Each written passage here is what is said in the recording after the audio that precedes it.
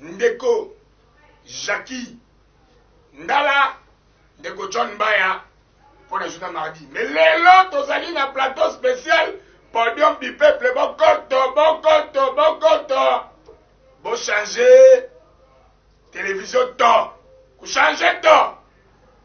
Les lots, tous allés dans maître Joël Kitenge. Soirée en direct. Appelez-nous, mesdames et messieurs. Vous serez en direct pour parler. Vous avez journée, les lots, tous allés dans le sujet manquant. Aébiété. N'avez la ébiété. Aébolo va français. Toko solo la lelo. Procès d'État.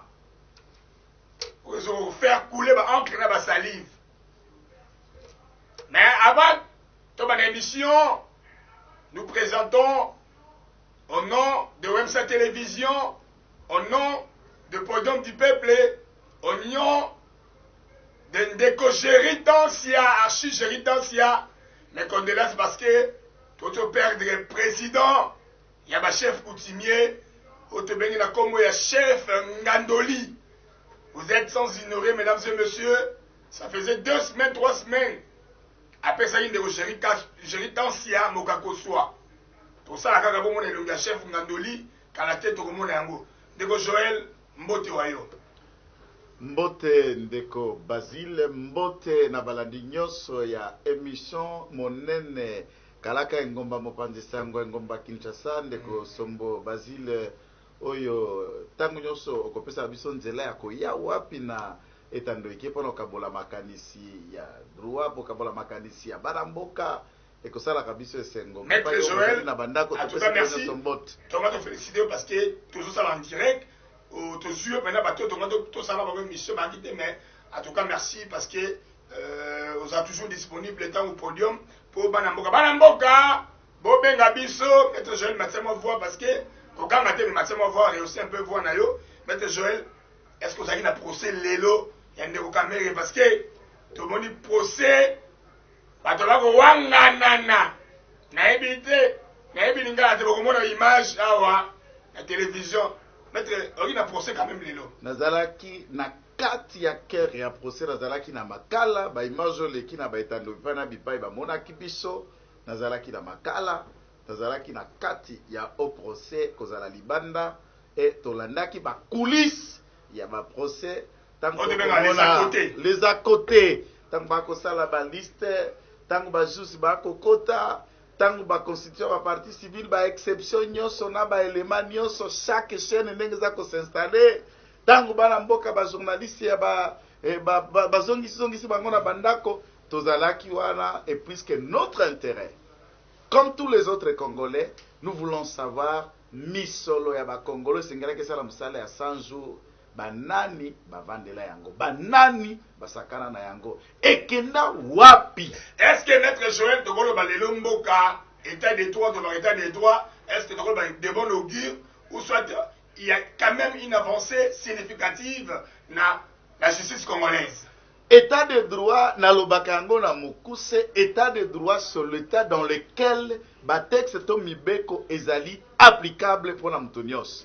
C'est l'état par lequel mutunios o yakobuka mibeko mya l'état na lobi mutunios o yakobuka sans exception aucune akoki koyanola na mituna na mbeba na ye atako basala mibeko mususu po basusu atako asala nini bakoka kosambisa ete bakoka kotuna ete mais un état de droit il n'y a pas d'intouchable à travers le monde okosamba kaka. Maître Joël Kitenge tango yo peno na kata makala na prison en audience foraine tango moli pena babengi prévenir wakaniki Nkingi Vital Kamere mwana mama Lwakingi et ça la yoneni ya komona ke directeur de cabinet en fonction pona yo mona yo ni état de droit to mona ngo na liso acharnement.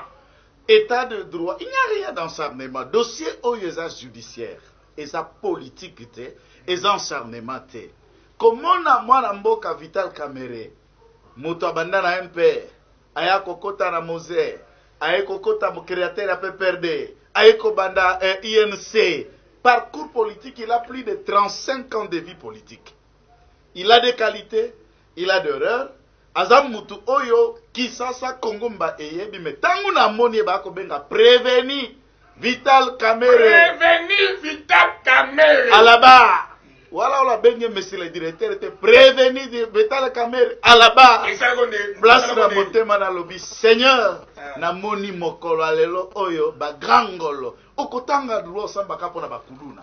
Okotanga dro samba ka mutu aibaki mukate, aibaki lipapa. Mais wapi ba oba kozala kana ba cravate ba vandeli ba millions.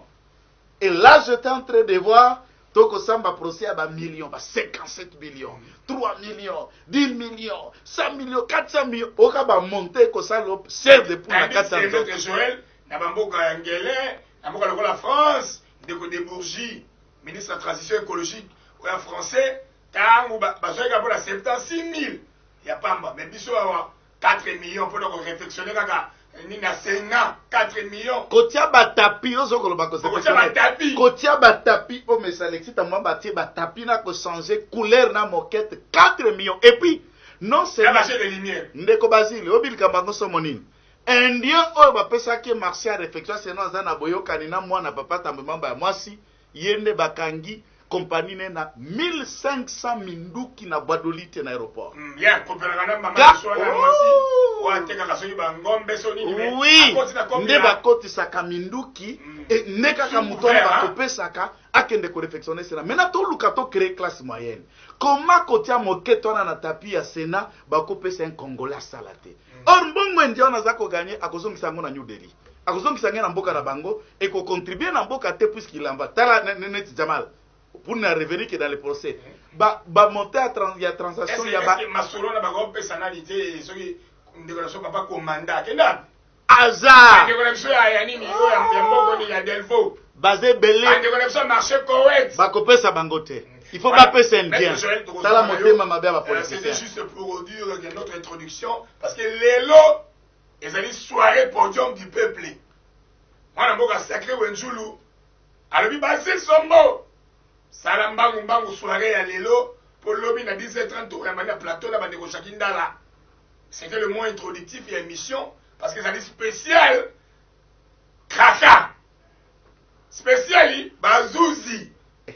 Nous allons quand même dire un merci bateau bakosa mosala otebenga bango ba héros dans l'ombre ko bazana biso toujours miso sima deko Atibou Torres moi mboka Atibou Torres hier j'ai géré 14 caméras parce que tobenga nani caméraman de nuit médecin de nuit.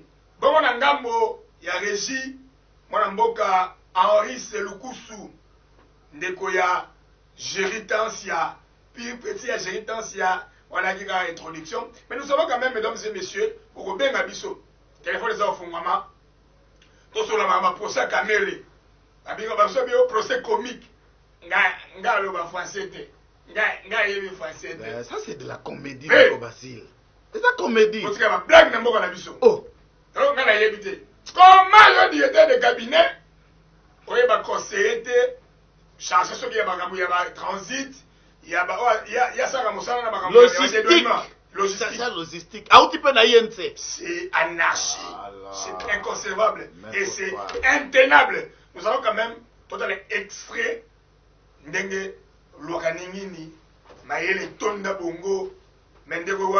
Ndeko Kamerhe di kam keba ku confondre justice tena na kozala mayele keba na bamo ego ganga yo basu se belé na pese conseil de que vous avez vie aux pacificateur tika ba foka baloba ko yo no baloba nini tika ba foka ba samsana bango sur le plan du droit bana ba chaîne bango ba chongeza bango bani tawo yo mona ke politique ah keba na mo ego peser la balance. Suivez et nous allons revenir sur ces plateaux. C'est dans le respect de règles de mesures barrières que s'est déroulée la première audience du procès du directeur de cabinet du chef de l'État, Vital Kamerhe Lwakalingini, dans l'affaire présumée du détournement de fonds alloués au projet d'urgence de 100 jours du chef de l'État. Un procès qui a commencé par la présentation de détenus et de toutes les personnes citées dans cette affaire. C'est le procureur près de la cour de Kinshasa Gombe qui a fait cet exercice. À la prise de la parole, le directeur de cabinet du chef de l'État Vital Kamerhe a dit ne pas connaître physiquement toutes les personnes avec qui il a comparé. Il va appeler des milliers de personnes que nous avons rencontrées pendant la campagne. Ce qui les concerne, non, le plus d'idées. J'ai dit non. Non. Voilà. Et le prévenu Mouhima, vous les connaissez? Vous savez que Mouhima, je le connais de nom. C'est aujourd'hui que je viens de découvrir son visage. J'étais étonné puisque j'ai demandé à tout le monde est-ce que Jeannot est déjà là? Puisque notre administration à nous, celle que moi j'aime qu'il soit la présidence de la République, ce n'est plus l'administration de recevoir les agents dans les bureaux. C'est les annotations sur les documents. Les documents de l'évaluation, j'ai écrit au comptable. À transférer vite chez M. Mouhima chargé de la logistique pour accélérer les marches. À ce jour, le feuilleton s'avère encore très loin de se terminer, car plusieurs noms ont été cités par Vital Kamerhe, entre autres celui de Nicolas Kazadi, l'un des superviseurs, et des autres personnes avec qui il a eu à coordonner les travaux de 100 jours du président de la République. Il sied de rappeler que le dossier ne sera plus traité en audience foraine, mais par contre dans la chambre des conseils, et les audiences qui suivront ne seront plus retransmises en direct. Qu'il soit la présidence de la République, ce n'est plus l'administration de recevoir les agents dans les bureaux. C'est les annotations sur les documents.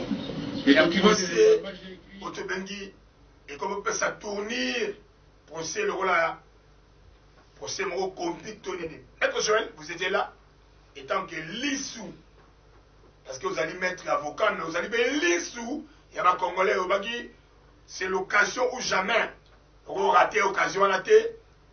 Ndeko Kamerhe ya wangani alobia yebi nanité prévenir mususu wana yebi été nana mona pe amona bate bele na vie na ye nana mona Sami Jamal te yo na résumé au résumé ndeni procès les gars ndeni.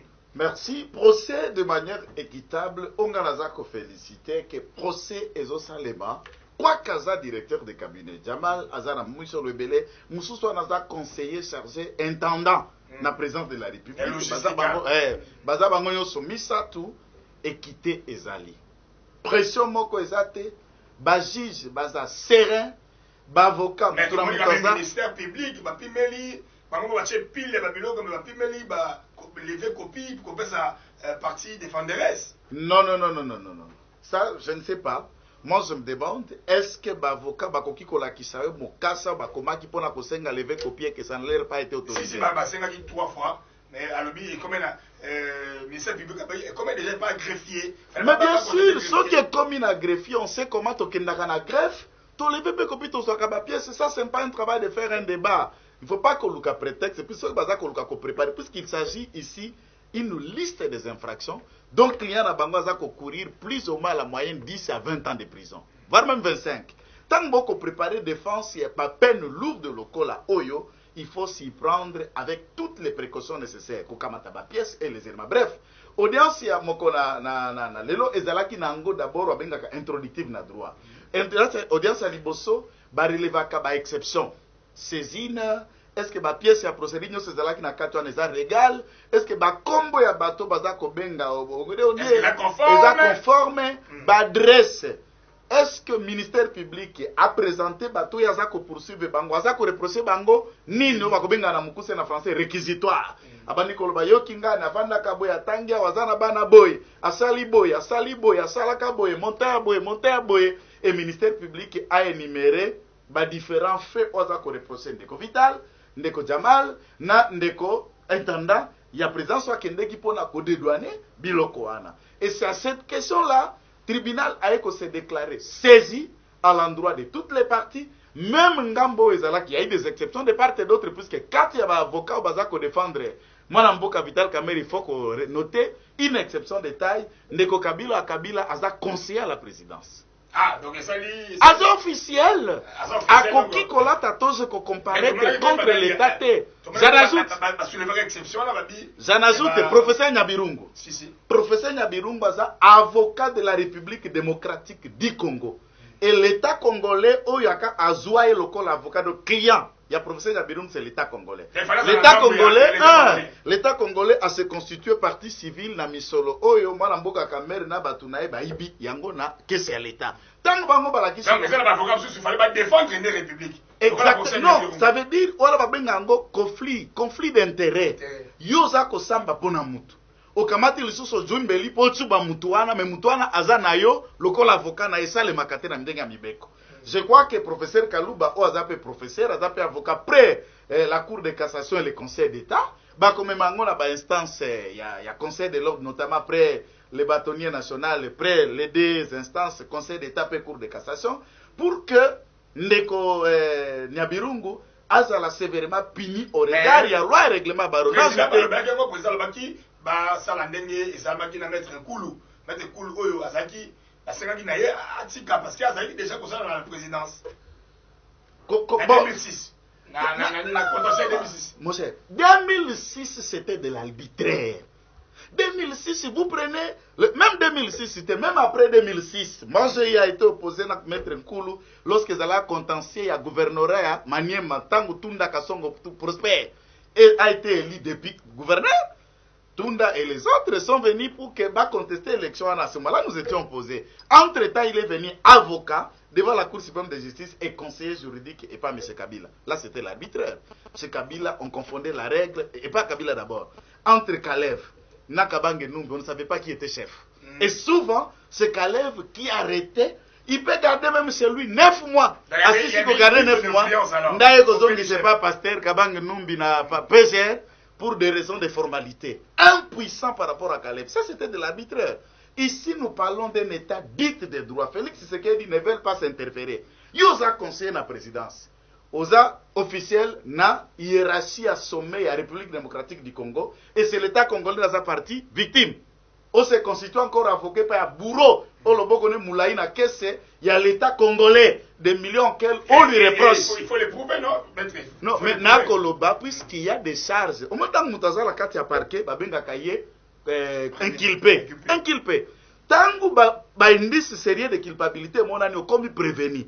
Puisque le ministère public a les présenté à la Kissia, Lupango a placé tel bassin d'Engaliema. Autant 50 sur ça. Lupango. Donc, bah, il est maintenant, ici, il ne faut pas blaguer comme si.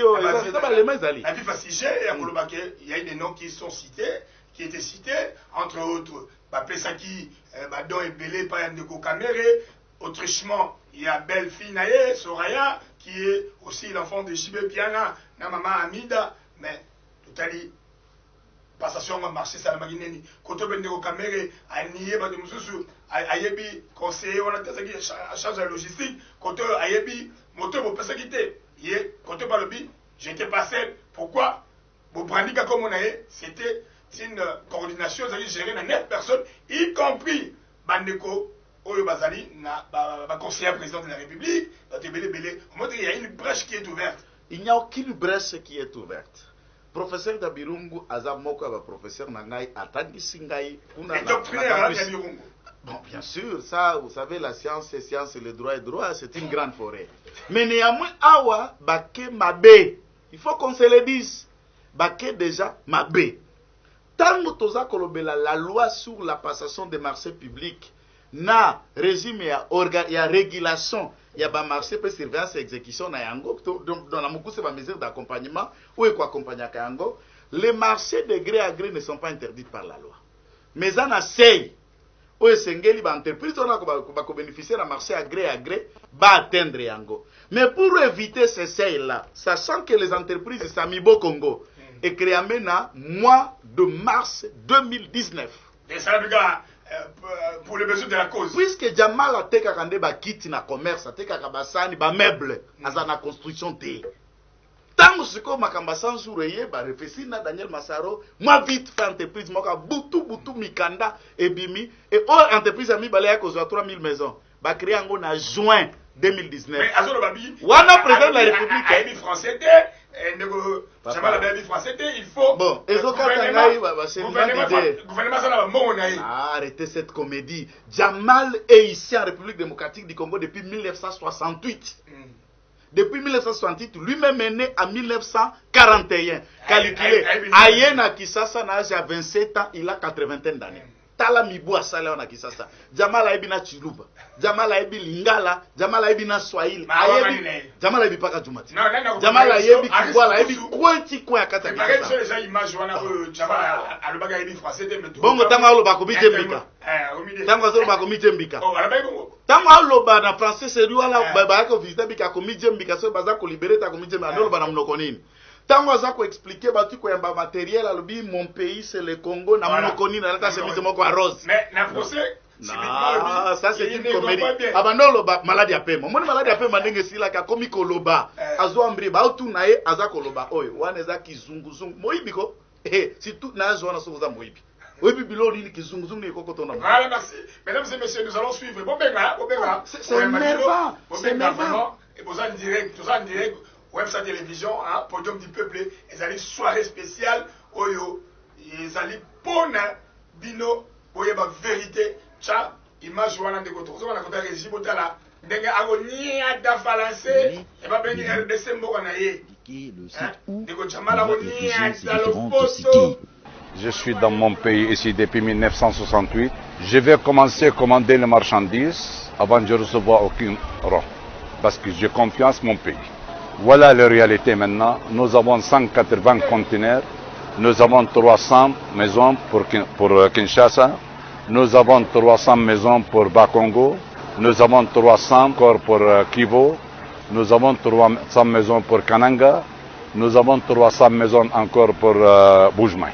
Maintenant, la semaine prochaine, si Dieu est élevé, on va commencer le travail. Parce que tous les experts ils sont là, tu les comprends, tout le monde, enfant congolais, bon travail aussi. Voyez-vous, je suis à votre disposition, à son disposition le gouvernement du Congo.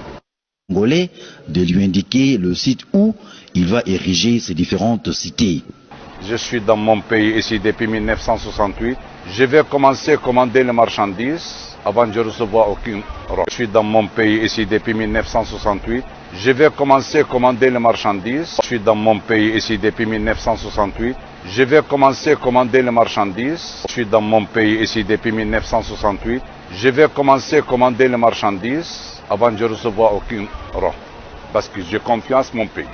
Voilà la réalité maintenant. Nous avons 180 conteneurs. Nous avons 300 maisons. Un monsieur qui parle un bon français, mais bizarrement, Jamal Abi, ayebi français, ayebi kakaki arabi. Ah! Moko yo! Ah! Moka! Moko na biso! Nazokende wapi moka oyo? Toya babandeko, babandeko benga. Bokoto! Bobenga biso tosolola. Ndeko Joël Kitenge. Voilà. Non. Alors kitoko. Ndeko nanga. Elo na ngana tuna pona nini? Soka bakangi ba bakana ba koma maman ba maladie. Ça, on appelle ça sont des maladies judiciaires pour influencer et obtenir. Corona justice. Non, ça c'est du corona justice. Pour obtenir liberté provisoire. Aïe, azoling azokanga mapema. Mais enfin, au monde a Jamal malade sili. Comédie. Ngala tu nakaka bino ngala kenda libate. Na kenda pe mboka mso bino bokenda kate. Soki Congolais ke na Beyrouth. Au gagné marché à $5,000 pour ça la toilette et à gouvernement libanais. Au lieu yango to salamité. Bo pesa nga rezo bako sala Congolais na nini. Tangu Jamal sala la comédie na zo sala. Na kokufa na bon ebemba Jamal eko sa mtu nini. C'est la question que je me demande. Tout ce qu'on donne aux Congolais, on n'est pas chinois. Pourquoi bozo sakana na mbongo ya mboka na biso? Pourquoi na Sénat kuna 4 millions pour ne pas passer à la réflexion et là moi muke koto yo 15 millions, koto 20 millions. Tu ya manon deko, ba deko tiko bipé hein. Allô? Oui, Alendeko. Boni bino. Bien deko bengi biso api komo nani? Na bengi bino apatia kisenso komo na ngai mangwango. Ndeko mangwango lobini pona mboka na biso. Okay, na lingina lubabuye. Ndeko na biso Kamege na ndeko na biso ya Libanais wana ngana ko proposer boye Kongo eza na posa ya mbongo wana o bango bazwi nanu bazongisa nanu mbongo ya leta mpona misala esalama mais néanmoins il faut bakota kasho po tolandi Mutamaele lokola kamere soki akomi kobeta munoko yebaki ayiki. Alors mbongwa yi mbongwa tetano. Mbongwa neza. Monoko ekomi ko balbitieux. Nabenga wana le poto. Maître Joël. Nalubi Jamal est là. Yokana nous question moko otuna mingi bayebani s'il vous plaît. Pour Jamal a bénéficié de 1500 maisons préfabriquées au Azoaki Liboso, à Pessinda kwa Liboso, il y a 50 mètres sur 100 dans le bassin de Galiem. Pas bénéficier de 3000 maisons préfabriquées. S'il vous plaît. À son argent. Non, non, ça c'est lui, il n'a pas produit aucune preuve. C'est bon, il y a 3000 maisons. Il y a sur Lupango à 70 mètres sur 100. Or, dans la maison préfabriquée de Kobasil, il aucune autre entreprise à part de Jamal. Vous êtes là, vous avez coupé ça va marcher, VK. Entreprise va gagner marché. S'il vous plaît, non, non, non, non, non. C'était une coordination. De Kobasil, c'était le présidium. De Kobasil, au bout, il y a Koloba. Azaka Mutumoko a gagné marché. Bongo Mutumoko a gagné marché. Boko c'est plus de 70 millions de dollars. Boye Baïté. Puisqu'il n'y a pas des entrepreneurs au besoin qui marchent préfabriqués. Boza neuf, ok. Maintenant, on a gagné marché. Jamal est dans la société. Moutabongo est baïté. Moutabongo mon a été. Il faut des concertations ensemble avec lui. Mais c'est ce que je vous dis. Baza DT, Ezara qui est entreprise 40 ne va pas Jamal. Jamal le seul. Allô? Pourquoi est baïté? Pourquoi est baïté? Allô, bonsoir. Bonsoir, Ndego. Ben, Bishop, comment on est? Na bengi bino na commune Limete.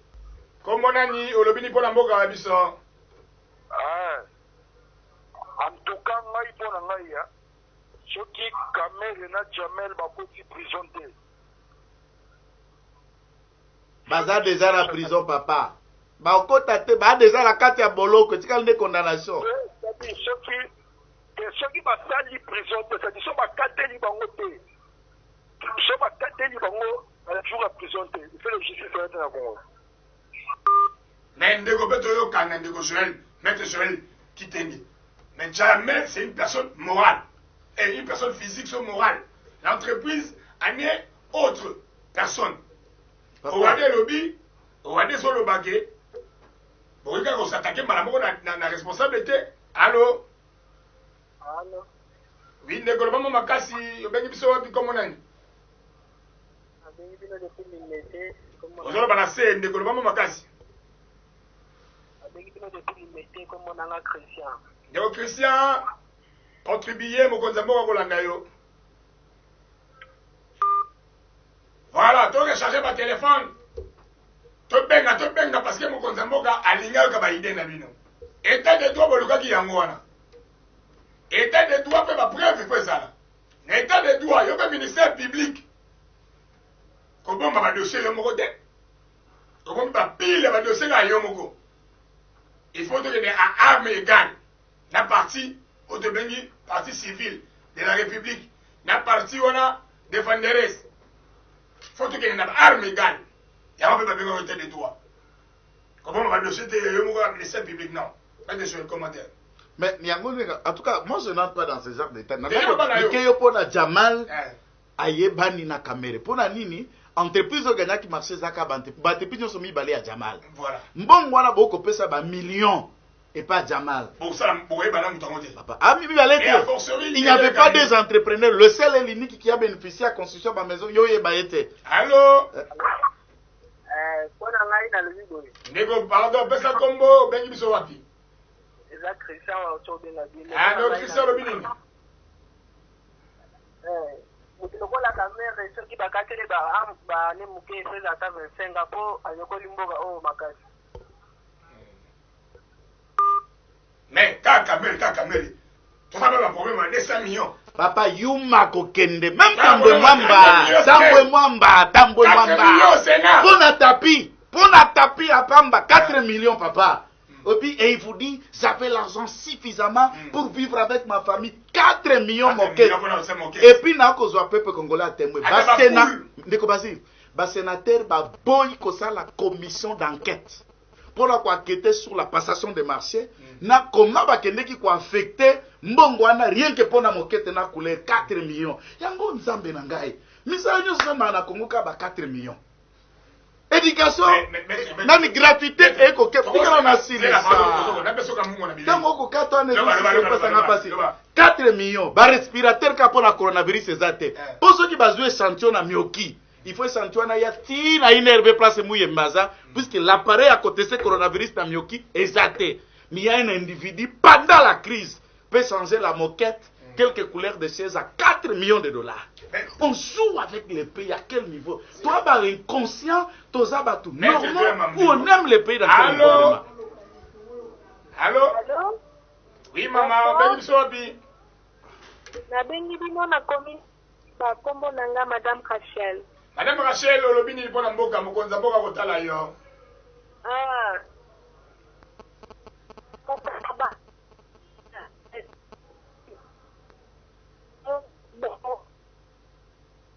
Si jamais on va dans budget, ça pourra faire quelque chose. La candidate bango bien. De reconnaître oui, mais pas récupérer d'abord bon, on a besoin du sango. On donne l'argent même à sa belle-fille pour ne rien faire.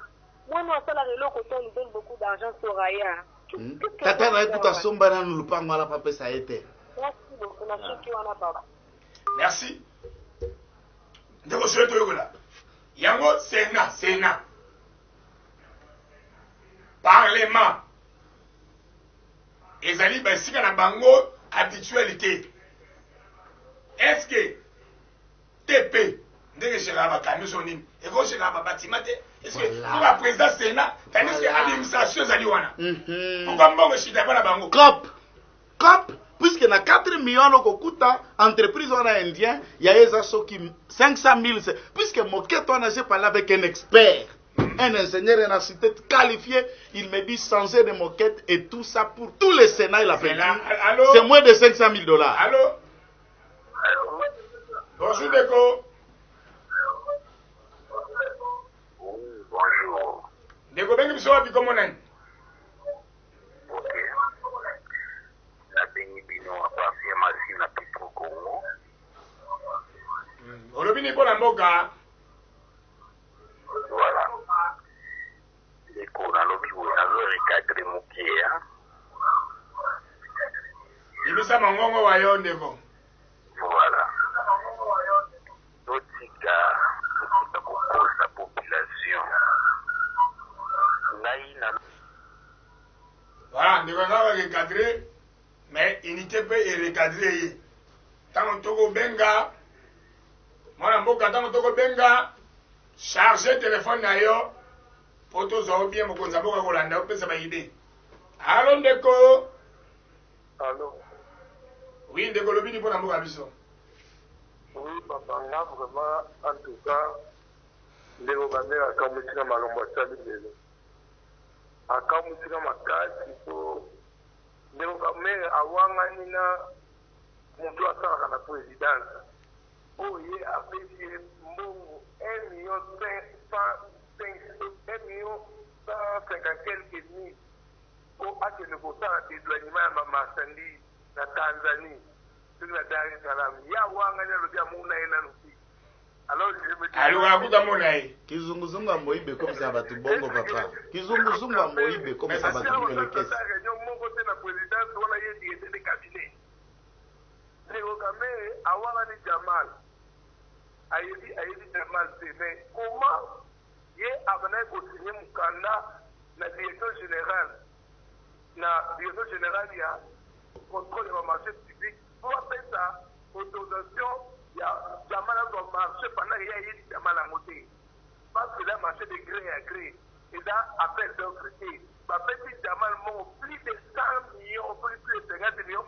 Il y a Mouton à éviter les lots. Pour mettre que c'est normal. Merci Ndeko. Ils allaient normalité parce que Ndeko Joël. Est-ce que les Congolais, tous les Congolais, parce que le président de l'Obiso, nous aurons quand même des Congolais riches. Bakassé ou Bakoya, Balita Chamala Bakoya, Batutu Bakoya. Nous aurons plus de Congolais riches. Pourquoi va marcher pour la rocha tapi? Ngai, on a rocha tapi na Sénat. bakopesa kaka ngai oyo fokopesa ngati nasala entreprise po yo okopanza sekele moyibe koyebana ende akowanga na yebi français te kaninga eza kosalema 4 millions mpola kosansa alo papa kengo abongisaki deja sena ezalaki propre toza na état d'urgence budget ya fonctionnement ya Sénat c'est 2,800,000 arrêté nde balouaki comme enveloppe budgétaire ya fonctionnement ya Sénat, réflexion, installation, précis, ceci, installation du bureau, tout y compris. Mais yo, tu te permets, sachant que vous n'avez que 2,800,000 pour fonctionner, tu te mets dans ta folie surambitieux, et puis Madame Bijumboya, yo, ba Congolais. Ah, c'est que pardon, pardon. Ngala olimbisa ete. Nakotika la kolimbisa Madame Bijou. Tu recevras ma colère jusqu'à la fin de ton mandat au Sénat.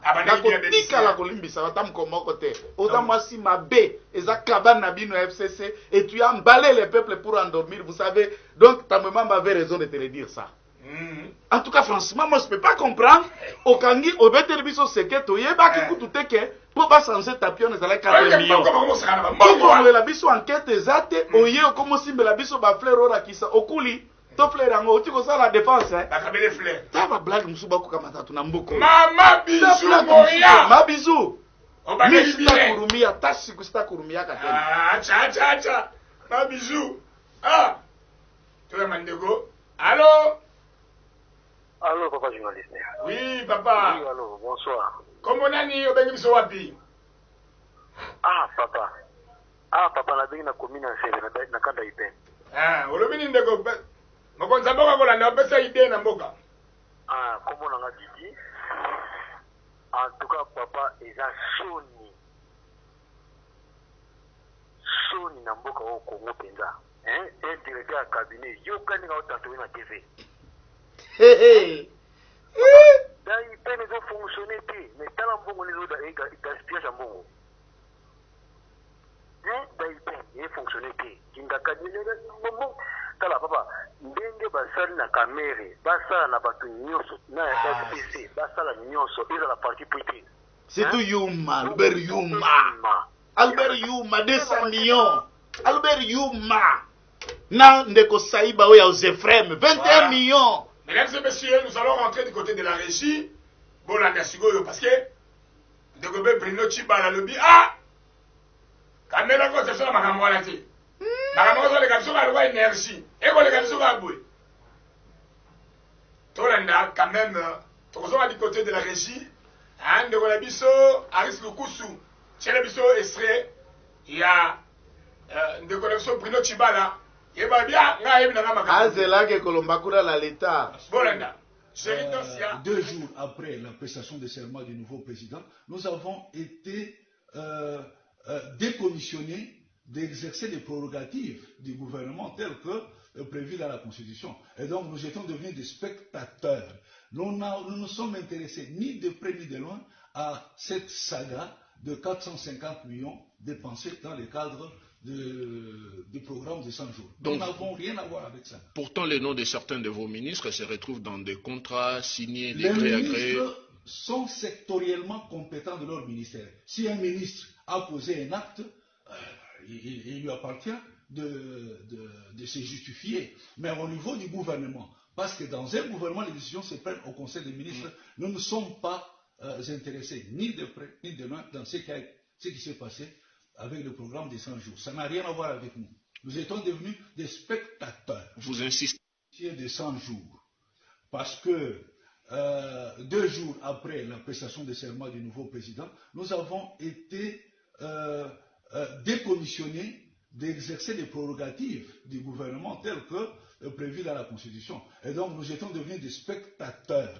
Nous ne sommes intéressés ni de près ni de loin à cette saga de 450 millions dépensés dans le cadre du programme de 100 jours. Donc, nous n'avons rien à voir avec ça. Pourtant, les noms de certains de vos ministres se retrouvent dans des contrats signés, des les gré à gré. ministres sont sectoriellement compétents de leur ministère. Si un ministre a posé un acte, il lui appartient de se justifier. Mais au niveau du gouvernement, parce que dans un gouvernement, les décisions se prennent au Conseil des ministres, nous ne sommes pas... Nous nous étions pas concernés.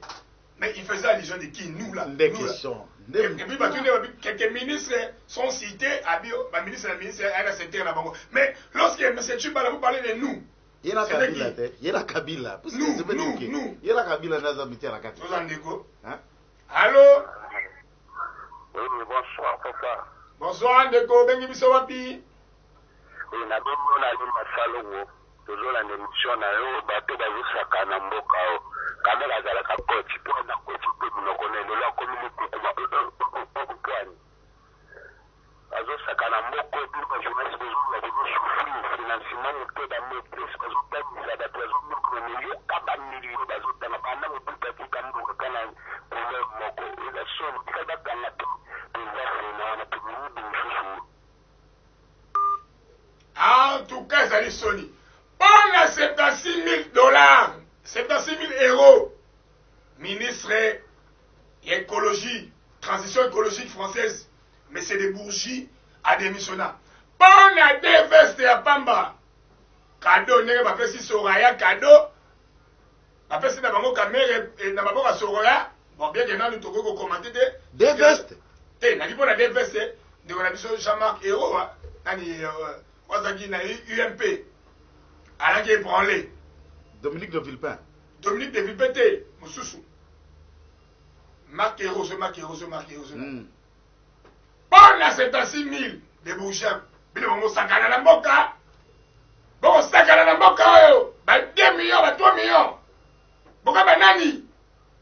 De Joël. Silika ndeko Joël. Question nanga yango wana na kolobela yo. Tango kolobela otala neti suraya. Ndeko zibe pia na kotala kula tatumu kulumpa. Ana pale na kotaza, ana pale msuso na wileri balakisaki. Mais na bassin de Ngaliema na Itex Africa, c'est ça bassin de Mozo na batipon. 50 mètres sur 100. 70 mètres sur 100, suraya à peine presque 20 ans à Kosombango na pata nini. Voilà, JB non, JB dans ce secteur. Yes, Bazana Lupango à Bongo. Depuis à ça la musique, Bazana Lupango à Bongo. C'est ça la blague quand même. Ala Lupango à Bongo.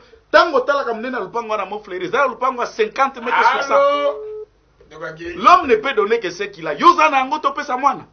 Même maman nae, avant que maman soit papa Kamere, à ça soma Lupango à Monene Bongo. Mais comment tout de suite, vous êtes là? Allô? Je suis en train l'éternel de se... Allô? Allô, Deko? Na bengi bindo na commune Rizia. Comment on a Ndeko bengi biso, le bini bon amour à biso? Jean Deko Christophe, mon frère. Deko Christophe, pesa malo bawayo. Deko ki? Deko Nangai. Voilà. Et ça passe. Oyoka. Ba million ya mutindo wana 70 mètres sur 100 na Ngaliema papa na sima Itex Africa na fleuve. Bébé Soran. Combien même le président de la République c'est Félix Tshisekedi a une parcelle na fleuve na ngambo kuna ya Gombe ya Metra. Mais Suraya ça puisque son père avait la gestion de 450 millions de dollars, il y a programme à 100 jours. Allô, bonsoir. Bonsoir de Gobeng biso la Bigomonani. Right. Oui, ndeko le bango makasi, olobi nini mpona mboka. Mokonzi mboka kolanda émission. Non, si nazolanda émission siko na kata pale, nga naza komi na kalamu. Nga naloba juste ke mpona ndeko na mosusu aza wana ubwani na plateau. Eza makambo ya kamere, eno makambo ya jibe kotanga koma mutu na bandenge mo papa na ya kosombele ndako wana te soki ndenge nini. Comment aloba makambo ya kamere, ok?